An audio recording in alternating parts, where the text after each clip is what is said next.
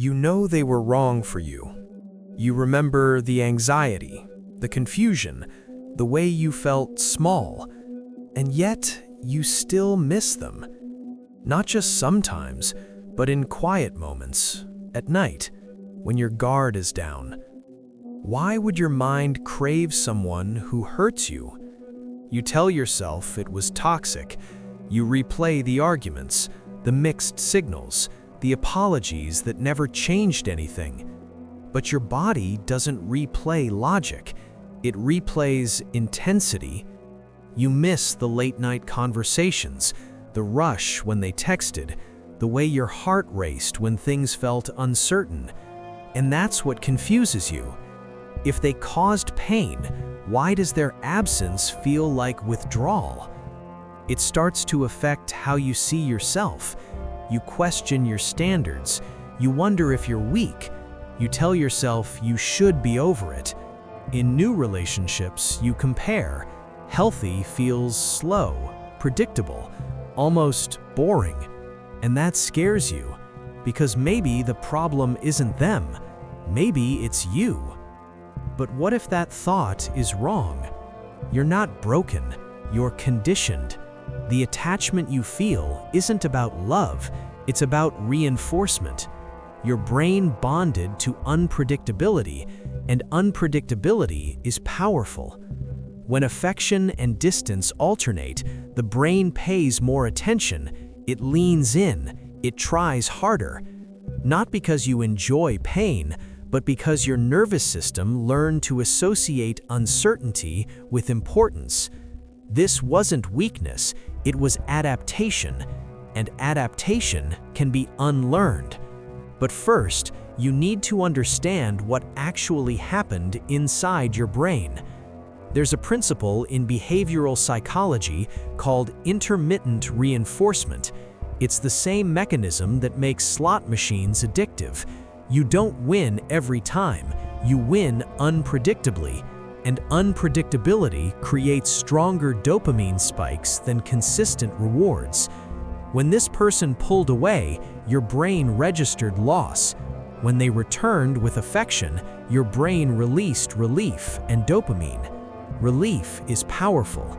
It teaches your nervous system, stay, try harder, the reward might come back. Over time, your brain linked emotional survival to this cycle. Now here's the metaphor. Imagine your attachment system as a smoke alarm. It's designed to react strongly to threat and separation. If connection feels unstable, the alarm stays on. Your brain doesn't ask, is this person healthy? It asks, are they gone? That's the mental model. Attachment is about safety, not compatibility.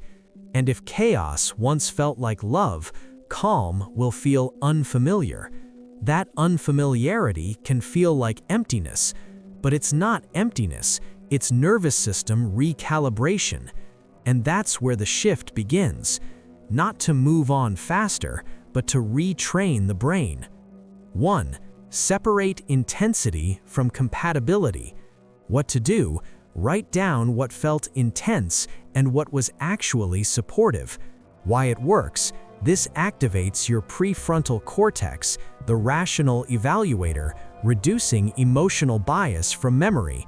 Example, instead of "we had amazing chemistry," you write, "they ignored me for 2 days, then sent a loving message." You start seeing the pattern, not the fantasy. 2. Normalize withdrawal symptoms. What to do? When you miss them, label it. This is my nervous system craving relief. Why it works? Naming emotions reduces amygdala activation. It calms the threat response. Example, late at night, instead of texting them, you pause and say, "This is my nervous system wanting familiarity." Craving loses some of its control when it's understood. 3. Expose yourself to stable connection. What to do? Spend time with people who are consistent, even if it feels dull at first. Why it works? Repeated safe interactions rewire attachment expectations through neuroplasticity. Example, a friend who replies steadily, A partner who communicates clearly. At first, it feels flat, but over time your nervous system stops bracing. 4. Interrupt the fantasy loop. What to do when your mind replays the good moments, intentionally recall a painful one. Why it works: memory is reconstructive.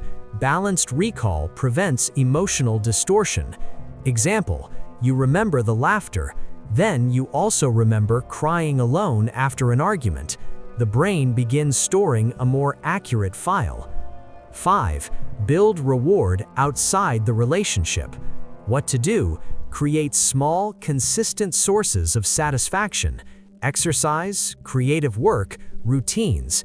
Why it works: stable dopamine sources reduce dependence on emotional highs. Example: a nightly walk, a project you complete, a skill you practice.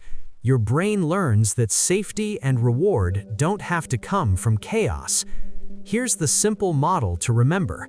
Your brain bonded to unpredictability because unpredictability felt like survival.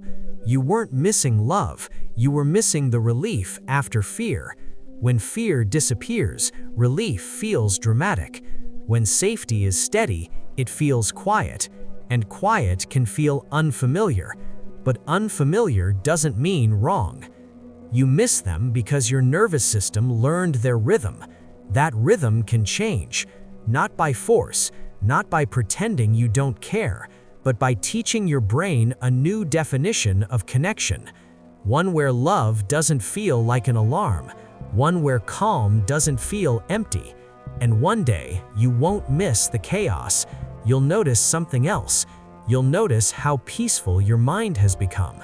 And for the first time, that peace will feel like home.